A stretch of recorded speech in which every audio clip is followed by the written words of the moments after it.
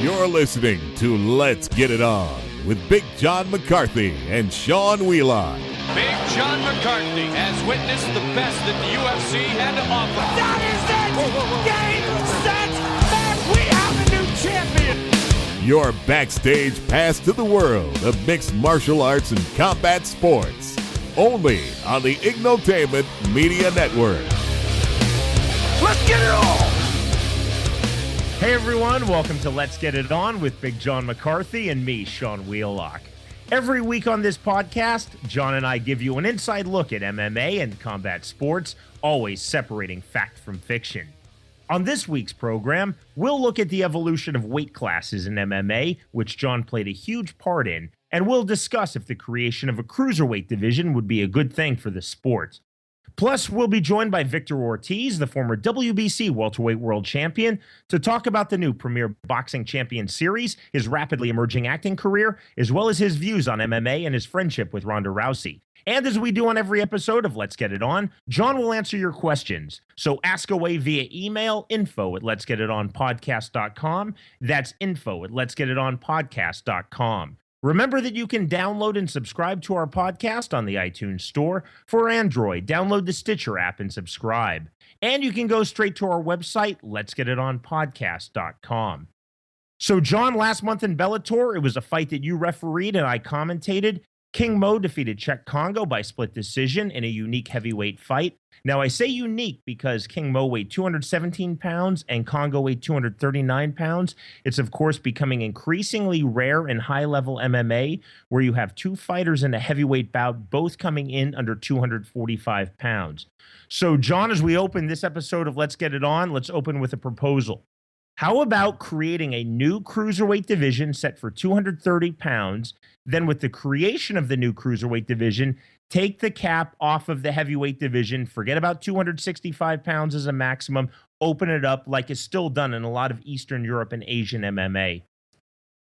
You know, it's something that's happened in the past. We even talked about it.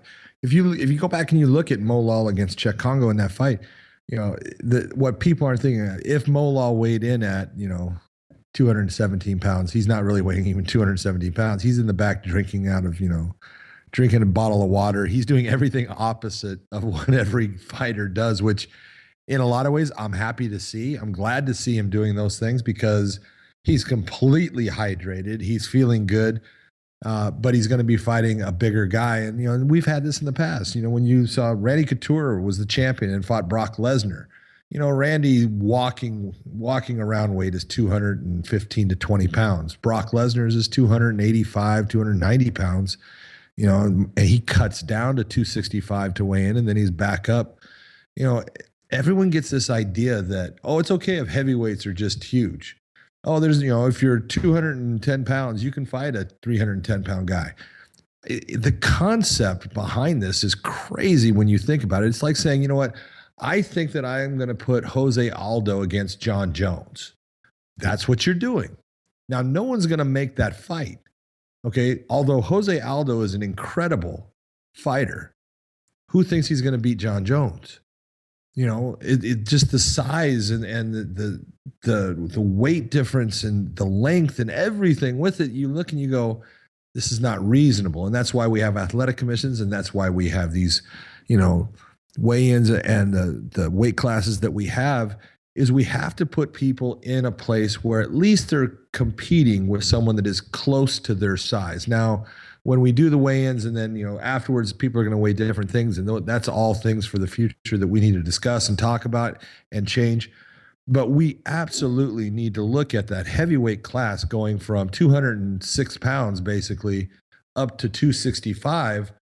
You're talking about that huge 60-pound weight difference in that class it's too much. We really do need to take and put in something in between to help guys that are, I don't want guys that are 230 pounds trying to cut down to 205. It's unhealthy. It's bad for them. So let's give them a weight class where they're not doing that. Now, you're always going to get people saying, well, then the bigger guy will cut down and stuff. That's a possibility. But this whole weight issue has come about before. Back in, somewhere around 2008, I was approached by people with the Association of Boxing Commissions, and I suggested there would be a one weight class change, and that would be let's put in a cruiserweight in between the light heavyweight and the heavyweight. And we didn't even talk about taking the cap off of the heavyweight. It was, let's put it in at 230 pounds. So you have light heavyweight up to 205. You have from 205 to 230, which is, a 25-pound jump. And then from 230 to 265, which is a 35-pound jump, that's your heavyweight class. And it's to, try to get it to where it's at least closer for some of these guys, so they're not either trying to drop down so much that they're dropping a ton of weight to get to light heavyweight. And, it just seemed more reasonable. It ended up changing. There was some people, Armando Garcia being, the guy that was running California at the time, he put in all of these weight classes in it. And he changed it to like 14 different weight classes. And then I got, it was my name that was associated with it. So I got the brunt of it. Like I wanted to change all those weight classes and, whatever, it doesn't matter. What happened in the past is the past. But I really like the weight classes that we have in MMA. I like the fact that we have weight classes that are similar to what was established in boxing in the heyday when, Sugar Ray Robinson was fighting as a welterweight and then would move up to a middleweight and then would move up from the middleweight to the light heavyweight. There was huge jumps there. What we have in boxing now is we have so many weight classes with this 4-pound difference between champions. That's just too close, and it's put in there to create champions. I like the fact that we have a good separation in our weight classes, but I would love to see a separation in the heavyweights. John, you make a great point on boxing, because old school boxing, right? It was 135, 147, 160, 175.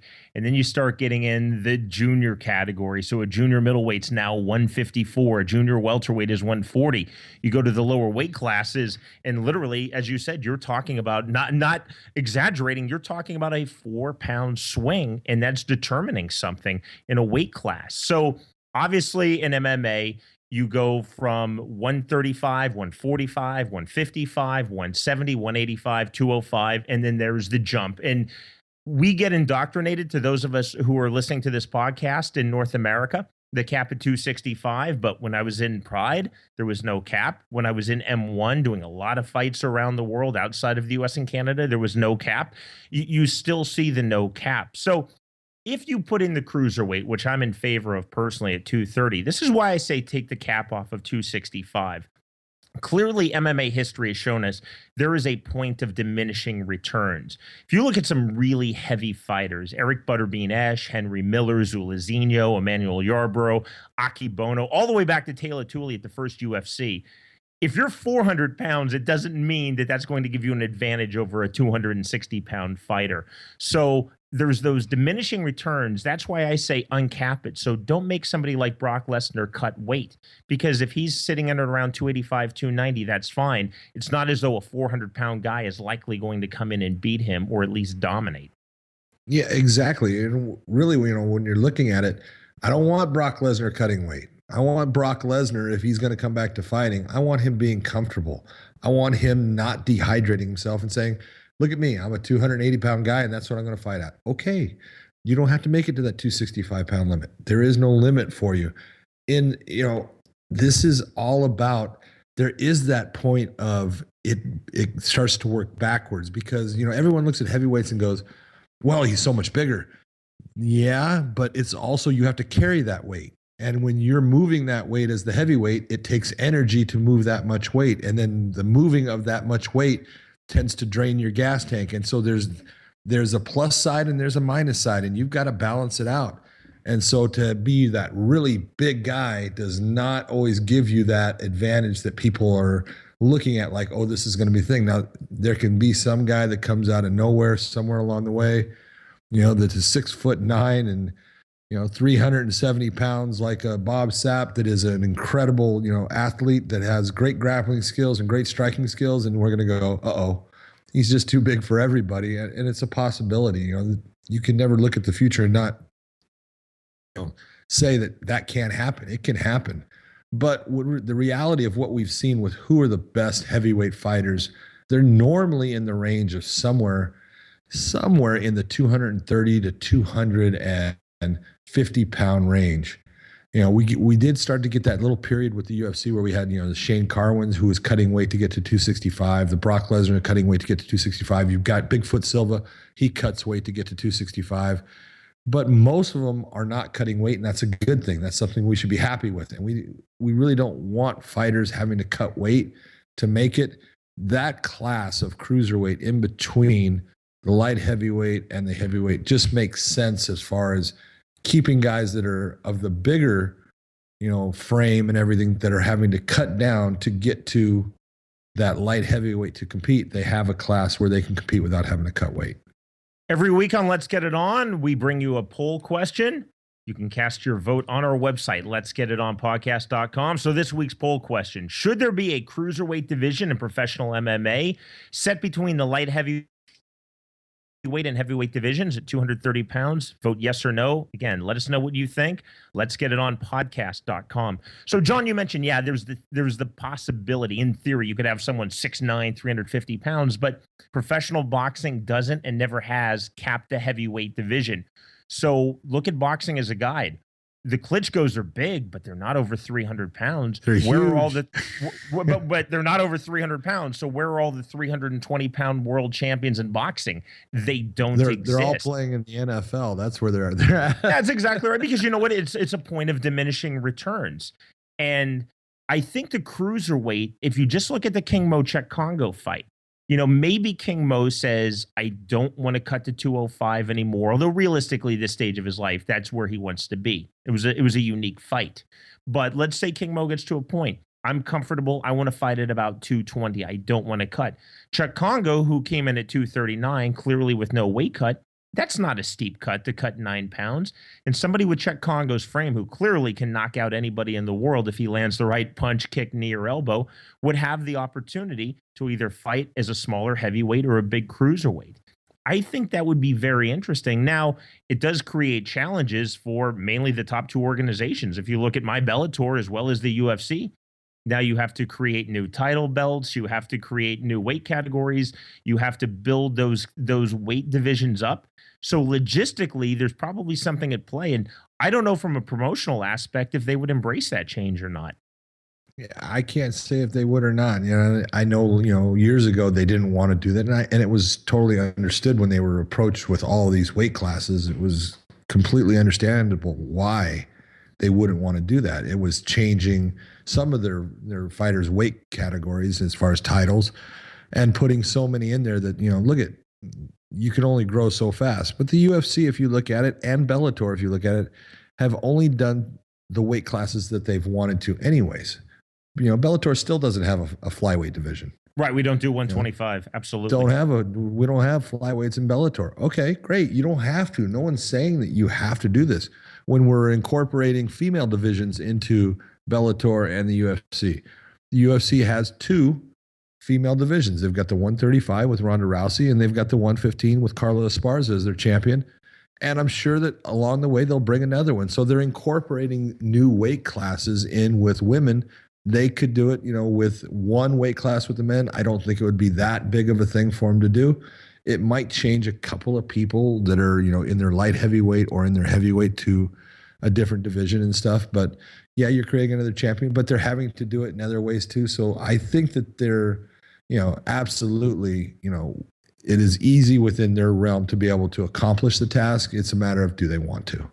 There is, of course, a super heavyweight division, which is north of 265 pounds.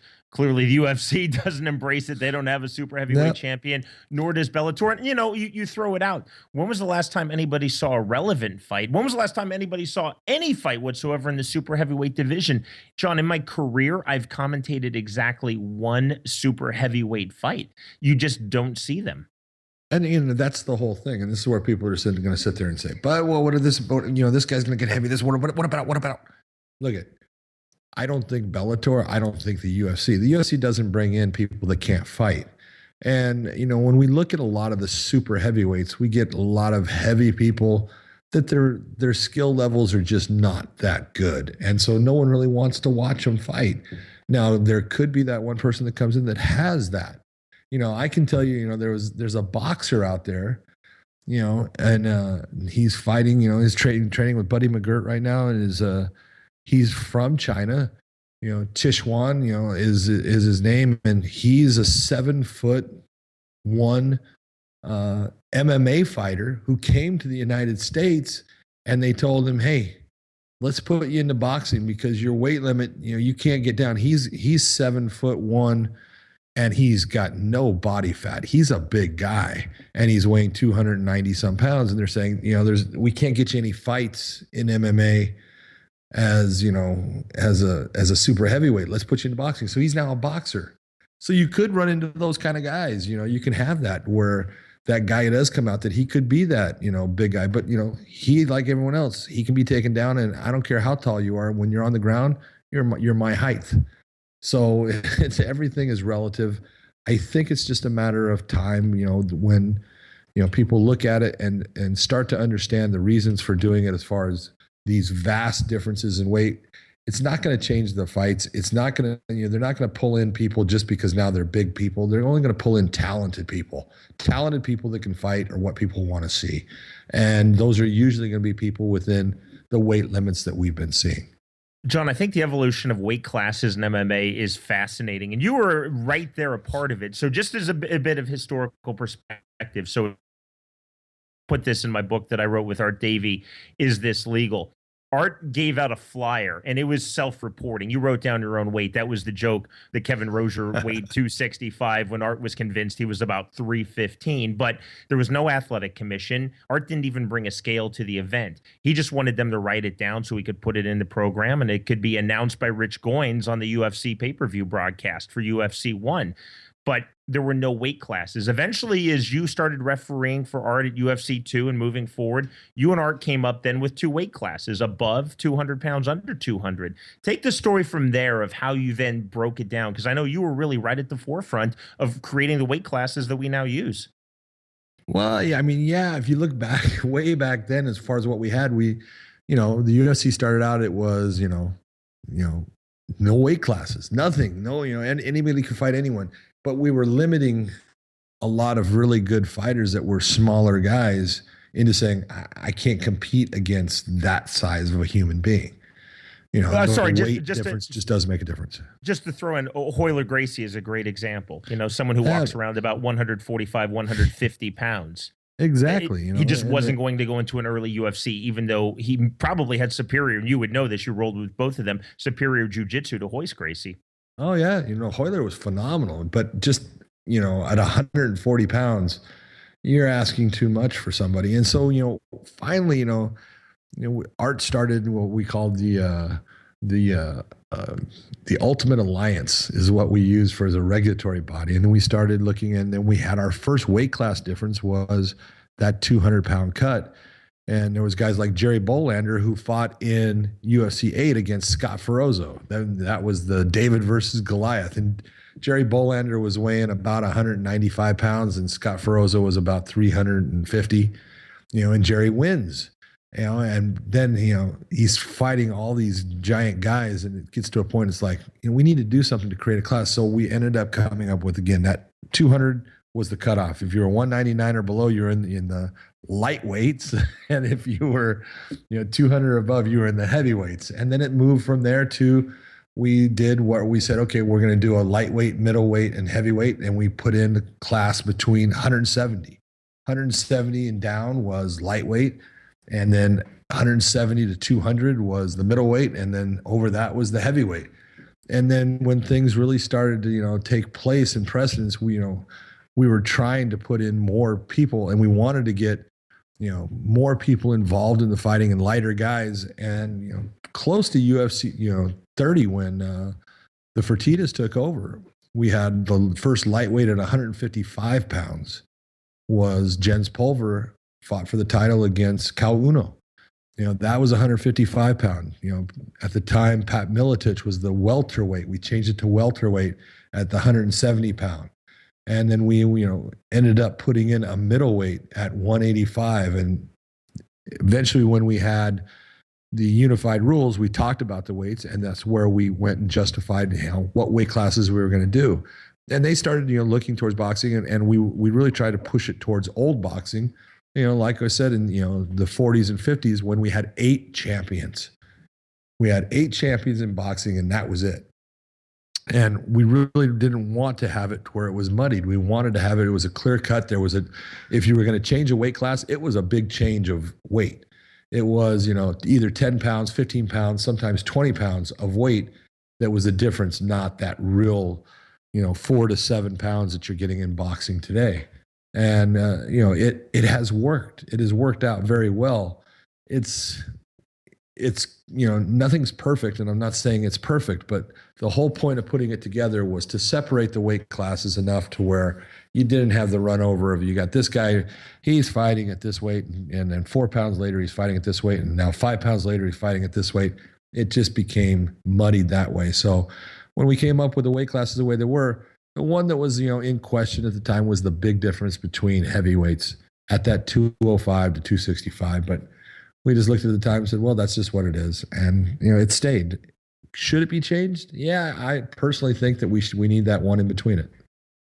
So, John, with 2 decades hindsight, if you were given the mandate, let's say you and Art Davey are sitting down again. No one's giving me mandates. It's 1994, and so you have a blank slate. What do you write up the weight classes as? Oh, my God. You know what? I really don't think I'm going to go anything lower than the 125 that we have. I think that would be my lowest. Now, if you go into boxing, you get into the 106s even.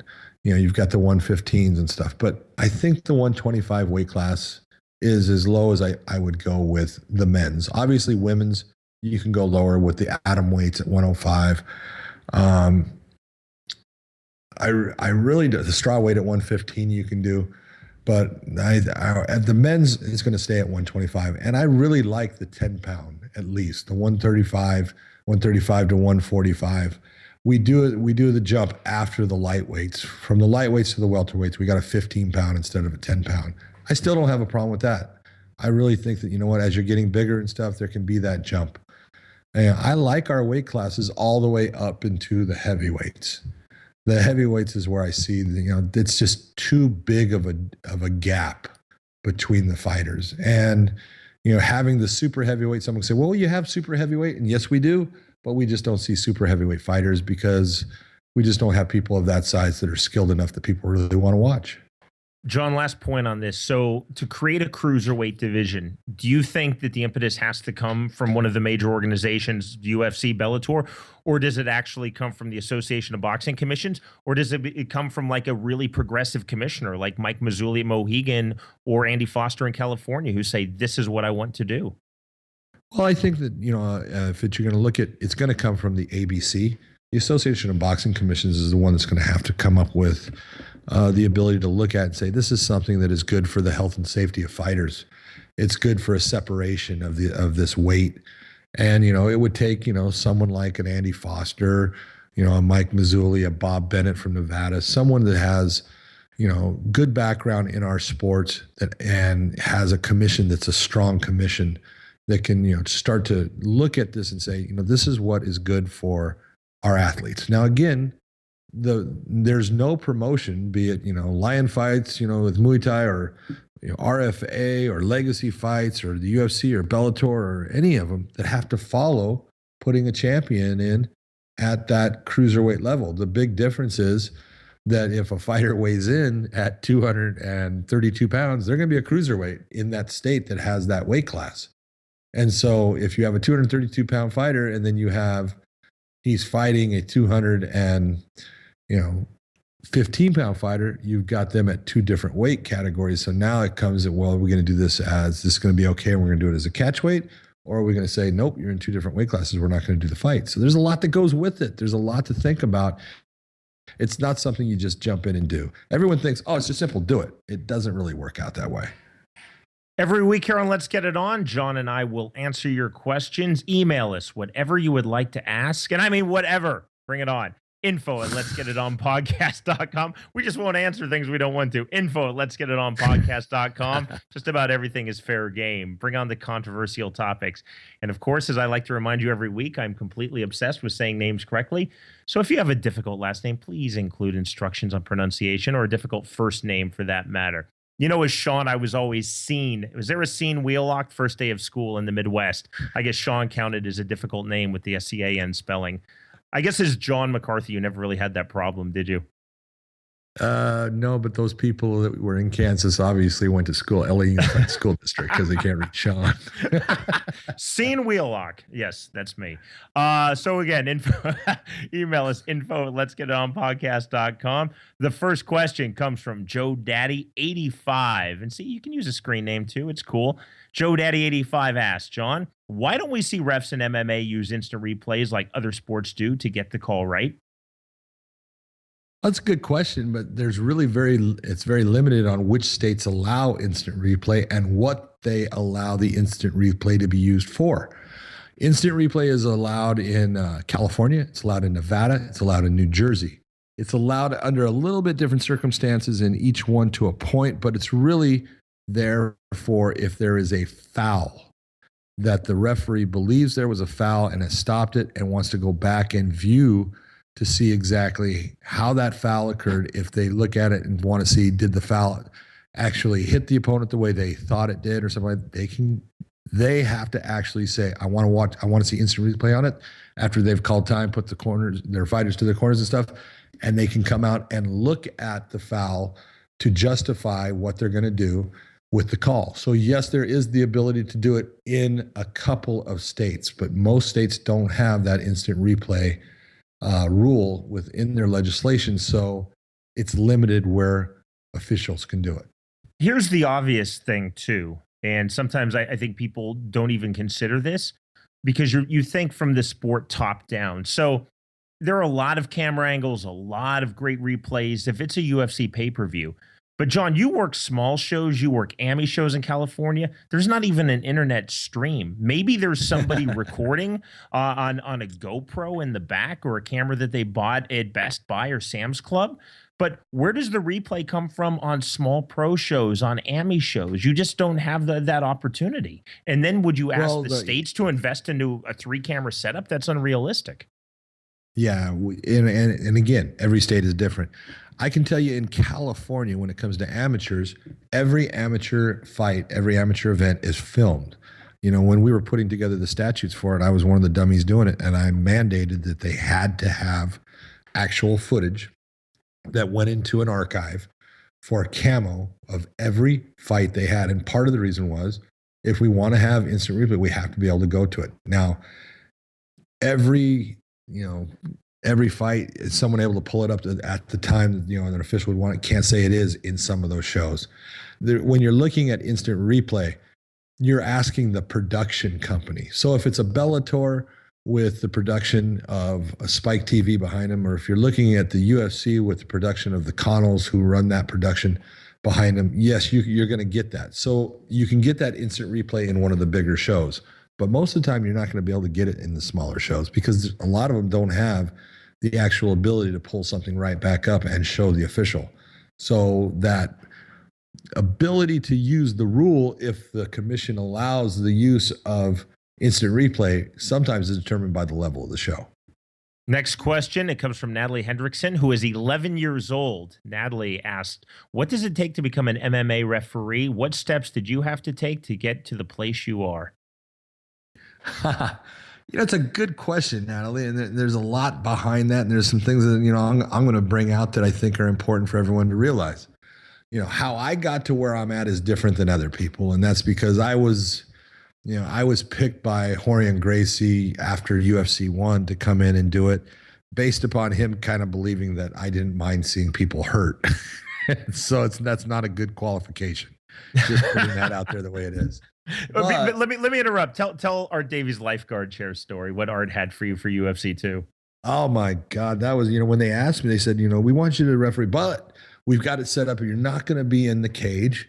you're going to be sitting in this chair that's above the cage. And I go, a chair above the cage? What are you talking about? Yeah, we're going to have a pole. It's kind of like a lifeguard chair. You know how you're sitting up above the pool, and you're going to have this red towel. And if you think the fight needs to be stopped, we'll have you throw the red towel and the fighters will stop. And I go, and you think they're going to stop because of a towel? What if they don't see the towel? We didn't think about that. it just got into this whole thing where eventually the lifeguard stand and the towel went away, and we had a referee inside. And after UFC 2, I can tell you straight out, I told Horian, I'm never doing that again, ever. It was horrible. It was one of the worst experiences of my life. I hated it. I had people inside of a cage that didn't know how to fight in ways that they needed to know. They weren't going to tap out because sometimes they got hurt to the point they couldn't tap out, and their corners were too stupid to throw in a towel to help them. And I was stuck in a position I wasn't supposed to stop it. It was a horrible situation. And that's when things started changing as far as the way we started officiating MMA. And, the term I came up with long ago was, if you cannot intelligently defend yourself, we're going to stop the fight. And I got to start using that in UFC 3 because I had told Horian, I'm not doing that again. It ain't happening. And he allowed me to start having the impact of being able to stop if someone was hurt to the point they could not intelligently defend themselves. I could stop the fight. And so, what people need to realize as far as MMA, what does it take to be an MMA referee? Well, you have to have knowledge of the sport. And when I say knowledge of the sport, you cannot go in and referee MMA fights without understanding exactly what the fighters are doing, what type of setups they're doing. Now, that's both in the stand-up. You'll see the setup of their footwork, of how they're trying to set their opponent up, and that's setup of submissions on the ground. I can't tell you how many times I have been in, inside the cage where I have a fighter who is absolutely setting up a beautiful submission. You can see it happening, and the crowd is screaming to have the fight stood up. And because they don't understand what's going on. So as the referee, you have to understand that, because if you are someone that is uneducated in it, you don't understand it, you're going to stand that fight up. You're going to take someone's ability to end the fight right now away, and you're going to be unfair to the fighters. Our job is to be fair. Number one is safety of the fighters. Number two is in the enforcement of the rules. And number three is the controlling of the fight, how you actually control what's going on and how fair you are to all the fighters. So you have to know the game, and you have to know everything that they're doing. You have to know exactly what those holds are, how they should be placed on, how they should be defended. Because if you don't know that, you're going to be behind and you can make a mistake. So your knowledge is important. The one thing I want everyone to think about is, if you want to be a referee in the NFL, do you think you just write a letter to the NFL and say, hey, I've been watching for 30 years and I think I'd be freaking really good at this? Because that's what people do with MMA and boxing. It's unbelievable. They go and they get this idea that because they've been a fan and they've watched that they can do something. It's not what you think. You're not watching a fight the way a fan watches the fight. So when I say, how long do you think it takes someone in the NFL? It takes them about 15 years. They go through Pop Warner football. They go into middle school football, into high school football, into junior college football. Maybe they make it into Division I, Division. And then as they're going, they get into maybe Division I, and they can make it to the NFL. So that is about a 15-year process. Same with Major League Baseball. Well, what we have with boxing and MMA is we get people that go to a course. I teach courses. I teach how to be an MMA official. And so you go through a 3-day course, and now you've got this piece of paper that says, John McCarthy says I passed the class. Now, to pass my class, you got to do really good. But that piece of paper is saying that you are ready to start your journey in MMA, meaning you need to start working with amateur fighters. You need to start working with amateur organizations as an inspector and doing the job as an inspector, as a judge, and as a referee. So you get the full concept of what an official is supposed to do. And after so many years of making mistakes in the lower levels, hopefully you get the chance to be that official in a UFC or Bellator, but that should be years down the road. Keep your questions coming. Info at letsgetitonpodcast.com. Still to come on this week's program, we will be joined by our special guest, Victor Ortiz, the former WBC welterweight world champion, who now has a really good acting career going for him. We'll talk PBC, boxing, MMA, and more with Victor Ortiz. Stay with us, everyone. Alongside Big John McCarthy, I'm Sean Wheelock. You have found us. This is Let's Get It On.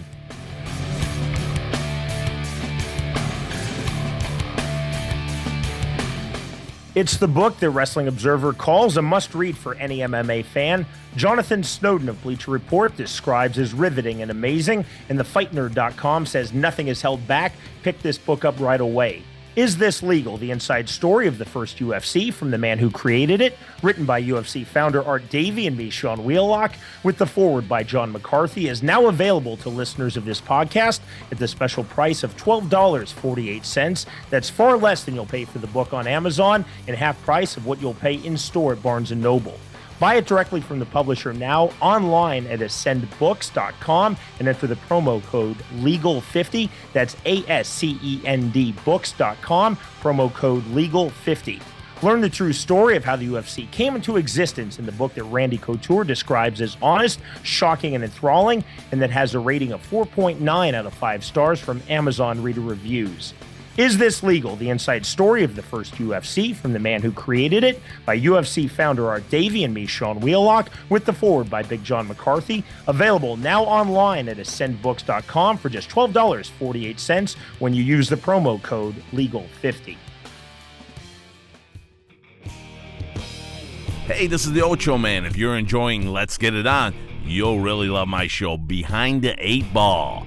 We talk about everything happening in the world, from the NFL, to hot chicks, even our political views. Always, it's a great show. We give you sports picks absolutely free. Find my show at www.ochoman.com. Give us a shot and enjoy the rest of the show. Let's get it on.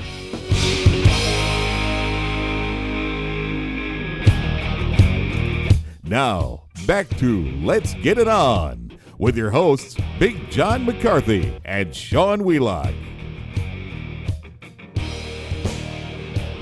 Big John and I are now very pleased to be joined by Victor Ortiz, the former WBC welterweight world champion, cast member on Dancing with the Stars, film actor, and my fellow Kansan. Hey, Victor, thanks for being on Let's Get It On. Kansan, I love it. You're a big deal out of Kansas, man. You know, Tommy Morrison fought out of Kansas City, but he was from Oklahoma. Just talk about your rise coming out of almost obscurity in Western Kansas and pro debuting at 17 and getting all the way to a world title, because it's not the conventional path for a top level boxer. Yeah, you know, it's been an interesting path, really. But for whatever reason, I've been very, very fortunate. I've also opened the doors for a lot of the boxers from that area, you know. I mean, I pro debuted at 17 years old, and at the time there was a little stable, but with that stable grew some people too. So, you know, I've done very well. I just, you know, take it from the man who raised me pretty much, which is Bucky Avila, Mr. Ignacio Avila. He always told me to respect one, respect all, and just work hard and work hard to achieve your dream. So that's all I've really been doing. And one thing has led to the other. I've had some big highs. I've had some low lows. And I don't know. I just keep positive, and something positive always turns up in the end. You know, Victor, you have been boxing and in and out of boxing really for, you know, your whole career. You're seen a lot, and then all of a sudden you're not. You were last seen in December 13th in Vegas with a 3-round KO victory. Who is going to be your next opponent? At this point in time, there's been quite a bit of gossip of a lot of different fighters. Take, for instance, the winner out of Berto and Lopez, the fight that's coming up. I would like to destroy both, but you fought both of them, right? I did, because you took the title from Berto. Yes, sir, I did. And then Josecito was the one where you ended up with a broken jaw. You fought how many rounds with a broken jaw? You got that. I fought 5 rounds of holding my jaw with my left hand, and yet I was completely criticized by the world. I thought it was funny. And him too. You know, that's why I have no respect for a person like that. I think when you're a world champion and a champ like myself gives you an opportunity, but yet one-sidedly wrecked your world until that one Hail Mary landed, I don't see any kind of integrity in that. So. Victor, last week on Let's Get It On, John and I talked a lot about Al Heyman's Premier Boxing Champions. The inaugural edition, it was on NBC, drew 3.4 million viewers in the U.S. You're going to be fighting under Al Heyman's banner. How much excitement is there as a professional boxer that you get this opportunity with Premier Boxing Champions? No, it's great. You know, our stable is pretty amazing. I'm actually just excited to be back in the ring, period. So it doesn't matter if it's under anybody else. I mean, the thing is, though, Al Heyman has been great to me in my career. So I have nothing but the best things to say about Al and the Watson team. So, you know, I'm just very fortunate. What is it that makes it? Because every boxer is now coming out saying, you know what, Al Heyman treats me great. Sam Watson is great to me. All these different things. And these are boxers, and you've been with other promoters. What's the difference between the promoters and Al Heyman, and what is it that's making Al Heyman stand out, you know, as the guy that everyone wants to be fighting for? Well, I think it's pretty simple there in the senses of he's an intelligent person, but he's also the guy who's getting you the paydays that you deserve, that you're supposed to be getting. I mean, take for instance, you do the history of a lot of promoters and whatnot throughout the years. Everybody, if you're gonna get paid a few million, you end up getting paid $5,000, and they're like, "Oh yeah, that's all you made." It's like, really? Is that right?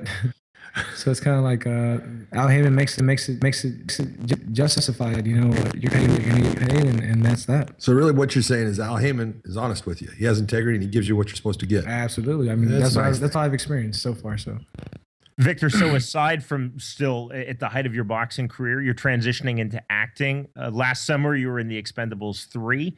You have a new film coming up. It's going to be released in July. It's called Southpaw. You star alongside, John, listen to this. This puts your little Friends episode to shame, man. Jake Gyllenhaal, Forrest Whitaker, Rachel McAdams. We won't even talk about when I was in the game of their lives. I didn't go too well for me. This is a big deal. But how did you then get into acting? What was the break in The Expendables 3? Did you hire an agent, and were you actively looking for gigs, or did somebody see something in you in a fight? No. Like I said, something always happens when something tragic takes place. For example, I broke my jaw about 2.5 years ago. And after I broke my jaw, I could have sat around and, you know, wallowed out. Oh my God, it's a poor me. And I didn't. I said, you know what? I'm going to go do Dancing with the Stars. Everybody made fun of me, but I was doing that for... I was one of the ones making fun of you. Just so you know. Yeah, John, all of your friends are on this show. Couture, Victor, what's going on, man? Yeah, Chuck. I mean, dude, you know what? My friends have rhythm. That's all I want to say. Although I have 2 left feet, I think I'll agree. No, so from there, I suppose, or I was told by Sylvester Stallone that his wife was a big fan of the show. Now, I think his wife had him watch me a few times. The next thing you know, Gersh Agency had signed me, which is an acting agency. And then they offered me to be on Expendables 3. And I kind of laughed like, yeah, right. Me on Expendables. Are you kidding me? That's a dream come true. But like, that won't be happening. And then I get an offer to go shoot to go fight a co-main event for Canelo versus Mayweather. And then I just said, I'm sorry, I can't do that. I refuse to fight under Canelo. Unless he wants to fight me, then that's a different thing. So after that, I went off and I got the whole promotion pretty angry at me because I said no. And I went and shot Expendables 3. And then from Expendables 3, I guess Sylvester Stallone vouched for me to Antoine Fuqua over if he can act or not. And then Sylvester Stallone said that I could to Antoine Fuqua. Next thing you know, I'm shooting Southpaw. And it's been a crazy roller coaster. And then after the movies were shot, I said I want to go back to fighting. My agency was like, Vic, you don't need to fight anymore. I said, I know that, but I got to be world champion again. So they're like, Vic, seriously? I'm like, no, I'm gonna be world champ again. So then I come back, and then I had a little hiccup, and then everybody counted me out once again. And then I came back, and I said, you know what? I'm gonna fight again. They're like, oh, dude, you should not. You shouldn't. You should retire. I'm like, I'm 27. Why would I retire? So I come back and then I score a knockout, and then all of a sudden it's like, oh gosh, so when are you fighting again? I'm like, yeah, you know, you need to get in the ring again, you know, soon. And I'm like, anyways, I'll get back in the ring when I want. So at this point in time, I just have a couple other projects I'm working on. So And of course, Celebrity Sweat with all the guys, and Big John and Eric the trainer, and just having a good time. You seem to be going all over the place, but let me ask you this. When you worked with the Expendables, you had both Ronda Rousey, MMA. I mean, she is the thing in the females, and you had Randy Couture. Did you get to work out with him? Did you do anything with him while you were there? And did you learn anything from him? Randy had me on this very like hard workout sessions thing. It was crazy. Oh, it had to be his workout where you're going from one exercise to another and doing just but it was a lot of weights. Yeah. Oh my goodness, I don't really do weights, man, but not like that. But he was killing me. Then of course, with Ronda Rousey, I did helped her with stand up. I don't do well on the floor, so I was like, we can't go to the floor. So she got me in an arm bar one time, and I was like, no, don't do that, you're gonna break my arm. I need my limbs.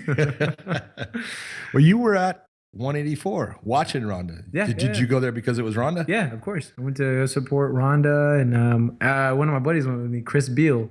He's also from the UFC thing, and it was a good time. Chris Beal, he's out of right here in Ventura. Yes, sir. Knuckleheads. A knucklehead working out at Knuckleheads. Yes, sir. That's beautiful. What did you think of her fight?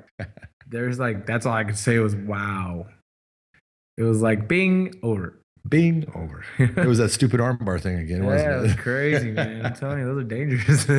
Victor, when you look at MMA, is there anyone with striking? And obviously it's so different, but do you look at anyone with striking, even if they're more of a kickboxing or a Muay Thai base, and think, wow, this is pretty impressive? Or does the striking just seem so different from what you do, the way you stand, the way you throw, the way you position your hips and your shoulders? No, you know what? I said this almost a week ago. I was hanging out with Cub Swanson. And they asked me a similar question, but I just simply put it like this. I said, look, anyone who tries to compare boxing and MMA or UFC they need to really do their homework and study a lot of things before they can make a comment like that, because they're two different worlds, 100%.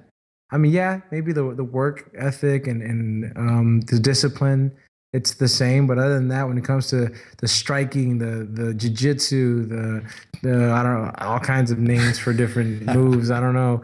But all that stuff compared to boxing is just two different worlds, really. Like I don't see a boxer above a UFC fighter or a UFC above a boxer. I think it's mutual respect coming from a person like me. But then again, I speak for myself, not for all. I agree with you. And John, I'm guessing you feel the same. After Randy Couture beat James Toney in the UFC, at the press conference afterwards, a reporter asked Couture, why don't you box him? And Couture said, because he would knock me out in one round. It's almost like when people would say, why don't Roger Federer and Tiger Woods compete? In what? In golf, Tiger Woods wins, and tennis, Roger Federer wins. And that's the way I look at it. Hopefully we're moving past the idea, well, who's going to win, a boxer versus an MMA fighter? Well, what sport? And in their sport, they're going to win. Obviously, no one in MMA boxes and punches the way you do, Vic. But then as you talked about, you're not slapping on kimuras. You're not rolling around on a mat or throwing kicks or locking on a Thai plum in your daily training. Yeah, you're right. I totally agree. You look at people when they get into this whole thing of trying to cross the sports. The reason they're trying to cross, MMA and boxing is because they're both fighting sports. But, and so that's exactly what Vic is saying. We're talking they're two different sports.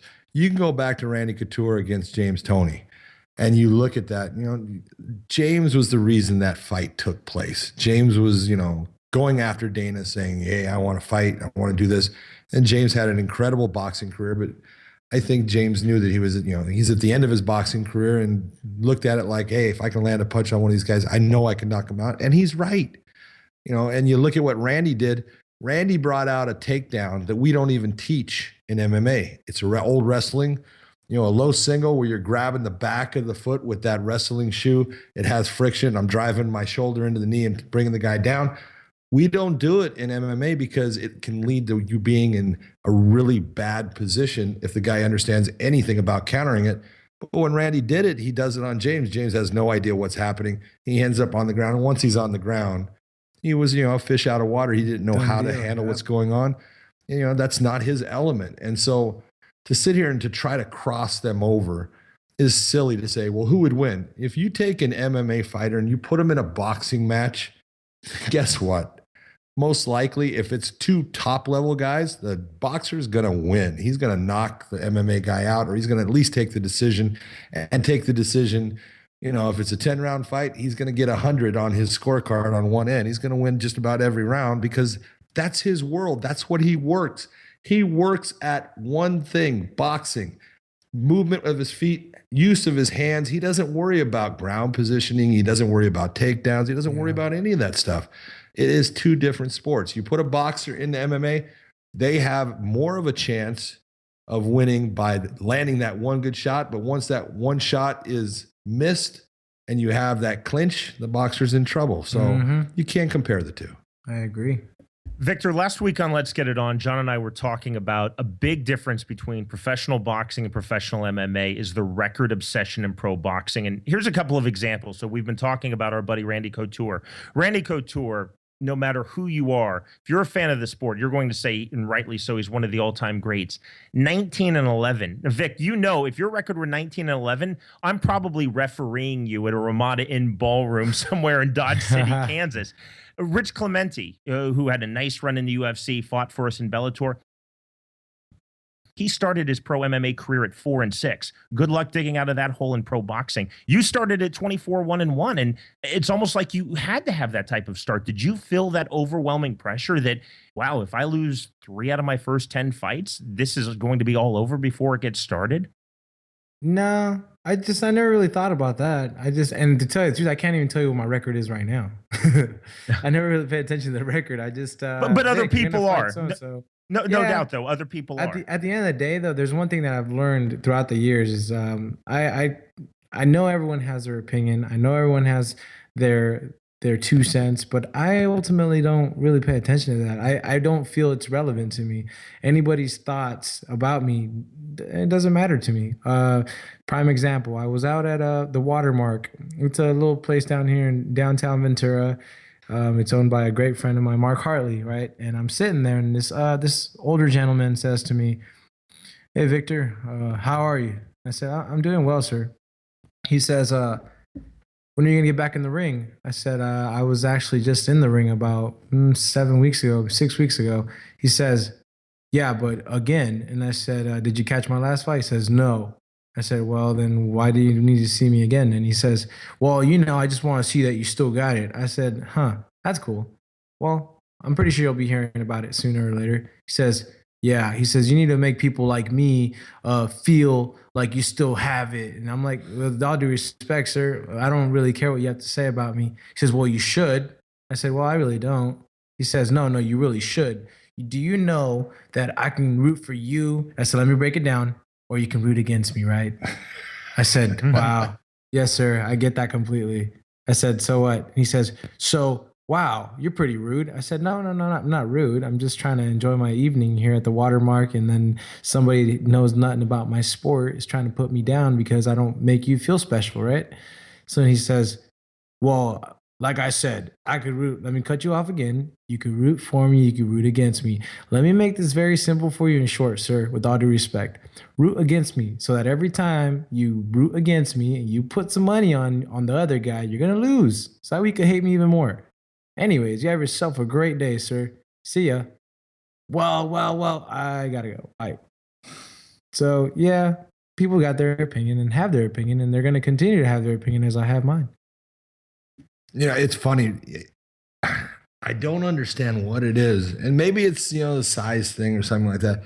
But I see people, come up towards you, and some of them act like they want to take you on. Oh, they do. And it's like, are you kidding me? Do you realize what you're doing? Are you that stupid? But they get that idea that, you know what? They have to act tough with you. And the one thing that I see out of you that I love about you, Victor, it's one of the things, and I want everyone to understand this. 27 years old.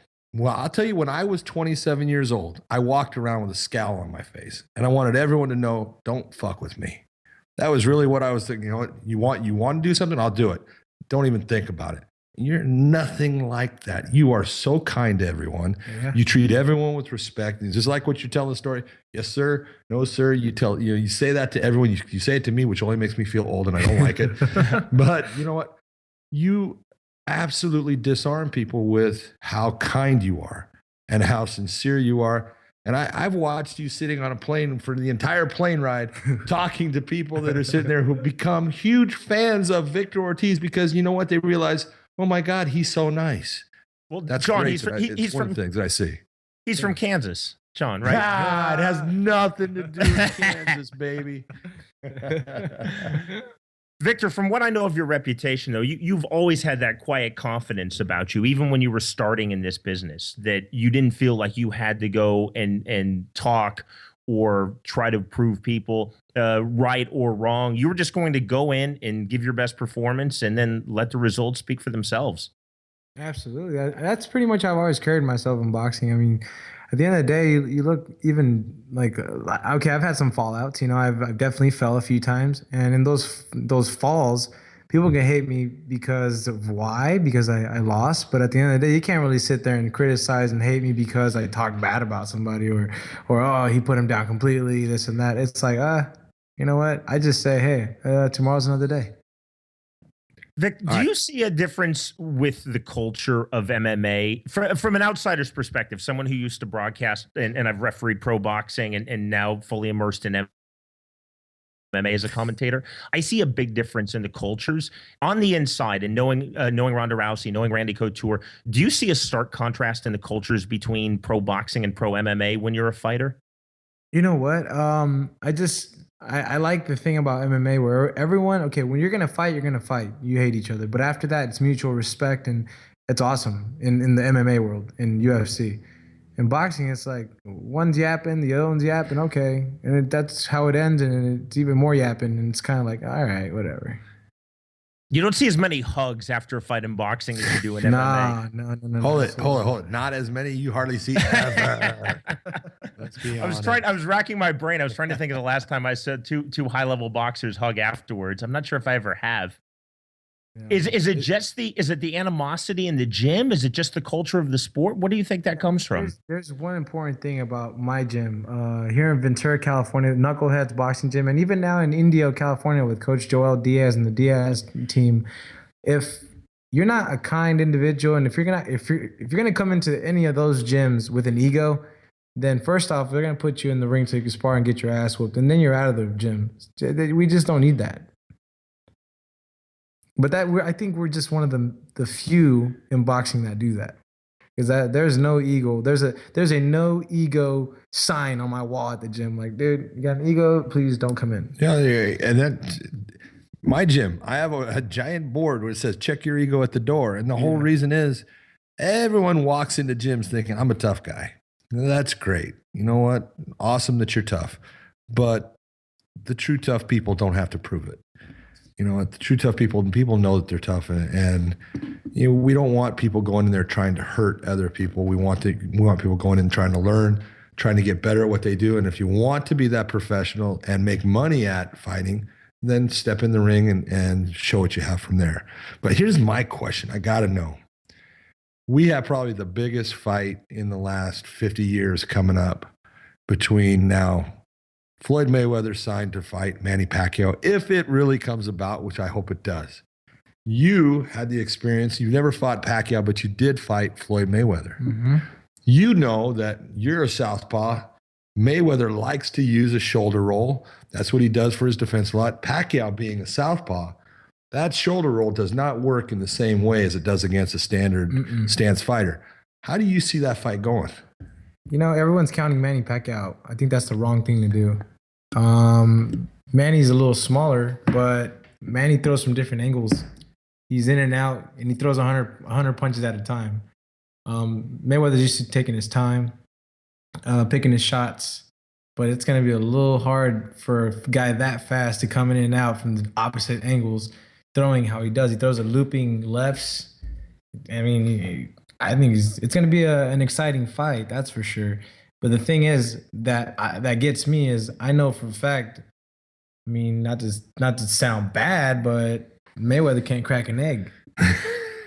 And I know for a fact that Manny Pacquiao he can put some people down. He can crack an egg. He can crack maybe two at a time. Two or three at a time.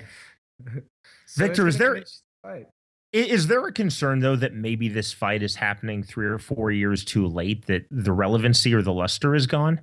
That's what I was thinking.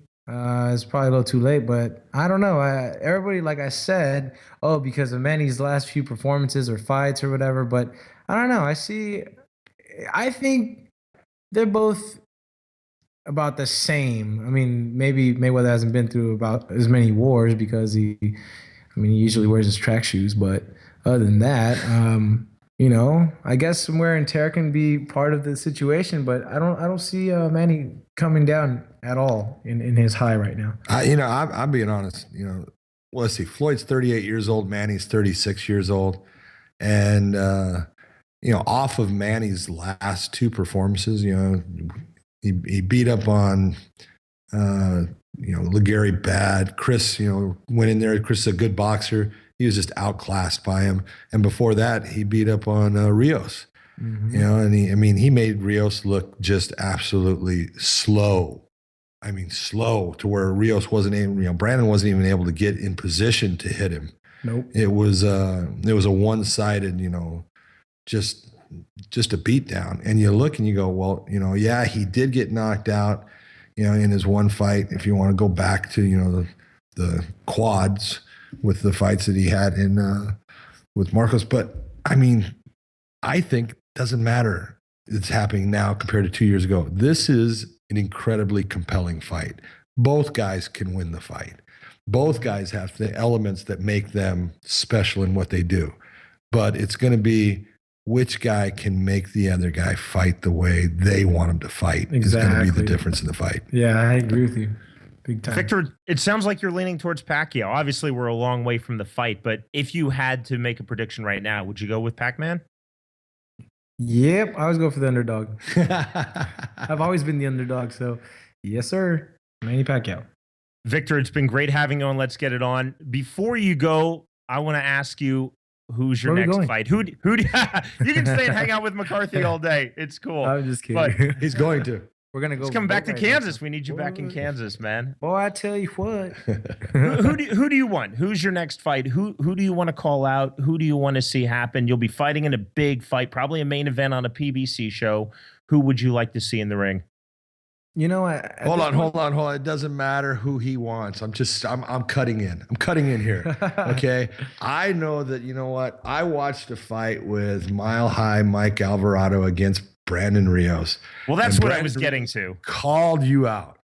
He called you out. This is a guy that you kind of, were around in Kansas, and then coming out to California, you were around him. You guys have done a lot together. I think that's a phenomenal fight. I think it's two contrasting styles. You both fight completely differently, but Brandon has proved to be, he is one rock solid, tough son of a bitch. Mm-hmm. And you have proved to be a technically incredible boxer that moves in and out and gives shots without taking them most of the time. I think it's a compelling fight. I want to see you fight Brandon Rios because I think that's the best fight there is. I agree. Ooh, look at that. I'm good. Because the simple sense of this, we can go back to my personal record of like the guys I've been defeated against. But if you actually pay attention, in none of the fights I've been defeated in, I've gotten whipped. I didn't get whipped. Something happened. I got caught. Something tragic took place. It is what it is. It was over. Now, Rios, he talks a lot about me. Very, very bad. And I think it's kind of funny because if it weren't for me, he would have never came out to California. I brought him to Oxnard. I introduced him to Camp Garcia. I got him his contract through Top Rank. I got him his everything from Cameron Duncan to Robert Garcia. So I'll definitely give Rios a little reminder of who Daddy is. Great stuff, Victor. Thanks again for being on the program, man. We'd love to get you out to a Bellator, and hopefully I'll see you in Kansas, if not sooner, at a Bellator event. Sounds great, brother. Thanks, Victor. Yes, sir. Thank you. Really great stuff from Victor Ortiz. You'll see him fighting upcoming in PBC boxing. You'll also see him this summer in the film Southpaw alongside Jake Gyllenhaal, Forrest Whitaker, and Rachel McAdams. And you can follow Victor Ortiz on Twitter @ViciousOrtiz. John McCarthy and I are back with you next week for an all-new episode of Let's Get It On, first available on Friday.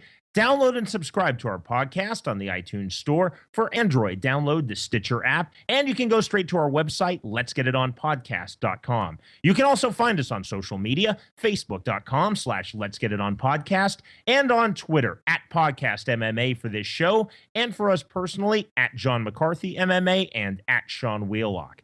To ask us a question, make a comment, or inquire about becoming a sponsor of Let's Get It On, email us at info@letsgetitonpodcast.com. Again, that's info@letsgetitonpodcast.com. For our excellent guest, Victor Ortiz, John McCarthy, and our producer, Chris Lakin, I'm Sean Wheelock. Thanks for listening. This has been a presentation of Ignotainment Media Network, online at ignotainment.com.